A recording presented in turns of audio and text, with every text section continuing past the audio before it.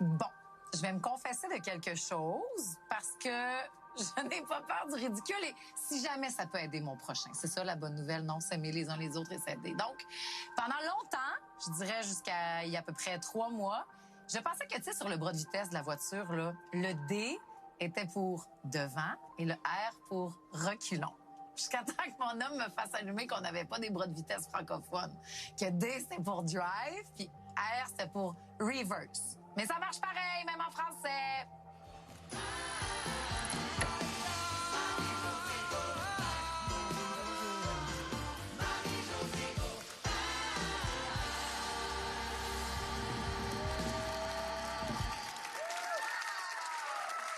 Ça a toujours été mon rêve d'être une muse, C'est mon vrai. Dieu! Wow! Ça te va très bien. Marie-Josée Gauvin, merci d'avoir accepté l'invitation. Merci beaucoup d'abord de et avant tout. l'invitation. Beaucoup. Moi, j'ai appris plein de choses sur toi que je ne connaissais pas. Je me rends compte que je te connais pas du tout, outre le visage public que tu as. Ouais. Bon, d'abord, tu es une animatrice, on le sait. Tu es aussi une autrice. Moi, je ne le savais pas, mais tu as Ouais. écrit plusieurs livres dont on va parler tantôt un OK, peu. d'accord. Tu es, somme toute, pour mettre un chapeau là, qui engloberait tout ça, tu es une grande communicatrice, en fait, on peut dire ça.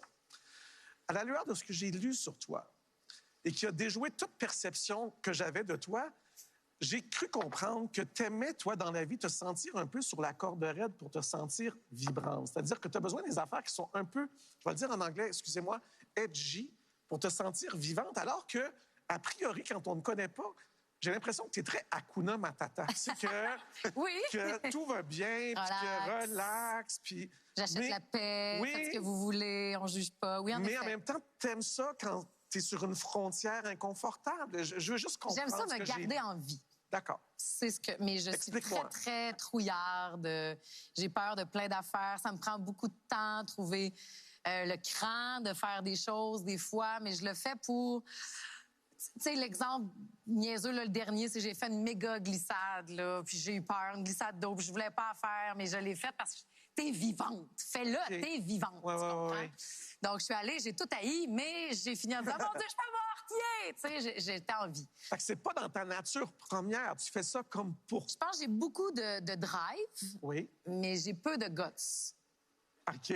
Je suis capable de faire les choses, Ouais. mais de trouver le cran en moi pour y aller, j'ai souvent besoin, ça a souvent été ma mère avec les coups de pied. Vas-y, tu sais. Ouais. Faut que des gens, des fois, voient des choses en moi, puis moi, après ça, OK, je vais y aller, mais ça me... T'aimes ça me être demande. mise au défi et t'aimes ça te mettre au défi. C'est ça que je Oui. comprends? MC et toi, vous vibrez un peu à la même corde, qui est la corde de la nostalgie. Tu as écrit une trilogie de livres qui s'appelait On écoutait Musique Plus. Ouais. Qu'est-ce que c'est? C'est quoi ce territoire-là pour toi, la nostalgie? Qu'est-ce que ça représente? C'est quelque chose de très réconfortant, puis c'est aussi de... Tu sais, je peux être nostalgique de ce qu'il y a 2 semaines, parce que je pense que c'est de la nostalgie, mais c'est aussi de... Je reconnais, j'étais consciente que c'était merveilleux quand je le vivais. Un rien m'émerveille, moi. OK. Et quand je te dis que je peux être nostalgique d'il y a 2 semaines, c'est parce que je veux me rappeler à quel point que c'est exceptionnel. Oui. Puis il n'y a pas grand-chose... ça me prend pas grand-chose pour que je trouve ça wow, parce que je veux s'étirer le plus beau dans tout, parce que puis surtout ces temps-ci, tu sais, depuis le début, je vous entends, vous êtes tellement pertinent. J'étais effrayée de terminer. On dirait, j'ai commencé l'émission avec tampon, franchement, tu sais, Ouais, non, mais c'était très audacieux, puis c'était parfait, je mais c'est que trouve. je me dis, puis surtout ces temps-ci, l'air ambiant est tellement lourd et tellement léger que si je changeais de lunettes 2 secondes, je pourrais partir vivre en dessous d'une roche et ne plus jamais ressortir de là. Tu sais, quand on parle oui. d'être trouillarde, là, d'être Ouais. heureuse, tout ça, là, ça me demande beaucoup. Mais c'est une force. Probablement, c'est un muscle aussi que de se mettre au défi puis Bien sûr. d'être dans la résistance. C'est beaucoup, là, Ouais. la musique pop, c'est c'est beaucoup là-dedans. Ariane Moffat, Miley Cyrus, là, on résiste dans la joie. Puis ça me parle, de résister dans le beau. Vous Complètement. ne m'aurez pas. Moi, je trouve que c'est très subversif, la joie en ce moment, l'amour du prochain, la douceur. Ce sont des gestes de résistance. C'est un beau importants. soleil, je te l'ai dit, là, à la radio, à la télévision. Non, mais de ce Mais temps-là, il n'y a pour pas vrai. beaucoup de sourire et de bonheur. Oui. Et toi, tu le donnes, tu sais. Et c'est pas, ça me semble pas fauné, là, ça me semble Non, réel. non, Je suis très d'accord. Peut-être que c'est peut-être imbécile heureux, tu sais, pour certaines personnes, mais en même temps, je suis très consciente, puis je lis les nouvelles, je le fais, je fais mes... Tu sais, c'est pas... Puis je trouve que c'est un beau geste que de décider d'être heureux. Puis c'est un choix. Absolument. Je pense beaucoup. Et un choix, mais pas un choix parce que je veux pas parler que ceux qui ont de la maladie mentale ou quoi que Non, ce soit. je suis c'est d'accord pas avec ça, toi. là, tu sais, mais Oh oui. mais quand fais-toi du sucre à la crème quand t'en veux. Je comprends. Mais tu vois la Si tu différence peux. entre la Si tu peux. nostalgie, parce que tu parlais de nostalgie tantôt, entre la nostalgie et la mélancolie. Ouais. Oui. La mélancolie, c'est triste. Ouais, toi, Ouais. Et la toi, tu fais une nostalgie, non. distinction entre Oui, les c'est deux, une très vraiment. grande différence. C'est que Ouais. tes livres, bon, Musique Plus et autres, Ouais. on s'ennuie de ça. C'est beau. Est-ce qu'on pourrait le rouvrir demain? Non. Mais je veux dire, ça nous reprojette dans une époque. Et aujourd'hui, les jeunes vivent autre chose, YouTube et autres, puis on juge Oui. pas ça. Pas du Fait que tout. tu penses que t'es comme ça. Toi, t'es dans le bonheur. Ouais. Ah, puis comprends-moi, tu sais, c'est la nostalgie, mais c'est l'ennui aussi d'une adolescence. Et c'est l'ennui, là, parce que ton fils va peut-être connaître ça, mais l'adolescence au Saguenay-Lac-Saint-Jean, des fois, je pensais pas grand-chose. Je comprends. Mais c'était parfait. Oui. C'est le plus beau des... Tu sais, c'est aujourd'hui que plus tard, je fais... Ce terrain de jeu-là, il est incroyable. Puis c'est une lettre d'amour envers mes amis puis envers ma région que j'ai écrit, en fait, de Je comprends. merci. Puis ma fille, elle veut aller passer des étés au lac. Puis je suis contente, je l'encourage. Vas-y, tu vas avoir une liberté, une indépendance et un ennui qui va Ouais. t'émerger plein de choses. Ouais, dans c'est un ta- terrain de jeu qui est en train de disparaître, le terrain Ah, de jeu ben, de l'ennui, tellement occupé, complètement. tellement tout le Oui, temps, on est mais toujours ouais. sollicité par mille choses Ouais. et dans l'ennui, point, toutes sortes de choses intéressantes. Ouais. Tu parles des gens du Saguenay. J'évoquais le fait que MC aussi, vous avez des points communs quand même. MC est un gars proche du vrai monde. Souvent, tu parles de ton respect, de ta fierté de venir de la région, puis des gens qui se lèvent tôt le matin pour Ben oui. travailler, puis qui vont travailler à tous les jours à la sueur de leur front.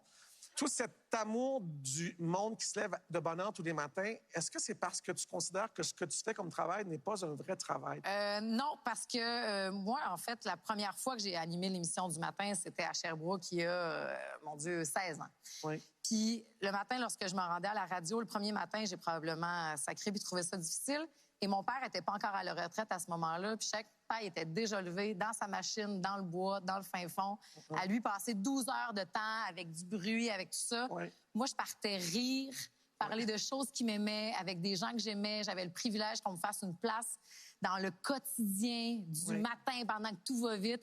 Moi, j'étais là. Fait que rapidement, à chaque fois, je pensais à mon père, je pensais à mon grand-père qui l'avait fait, à mon oncle, à mon beau-frère. Tu sais, je viens d'une famille de ça. Et Oui. jamais, quand mon père, il venait la fin de semaine, tu sais, parce qu'il partait à la semaine en plus, Oui. puis qu'il revenait puis qu'il dormait un peu partout, on disait pas comme « Oh mon Dieu, faites attention, il est fatigué. » On disait « Hey, le bonhomme, lève-toi qu'on aille faire nos affaires. » Tu sais, c'était pas un enjeu, alors que nous, on se lève de bonne heure parce qu'on fait la radio à 5h25. C'est « Oh mon Dieu, comment vous faites? » Ben, après ça, c'est un choix, ça aussi, là. Puis oui, puis sûr. tu sais, des fois, je trouve ça plus difficile que d'autres, mais ça amène beaucoup, beaucoup d'avantages. Fait que je pense beaucoup à ces gens-là qui le font, avec 2 semaines de vacances par été. Oui.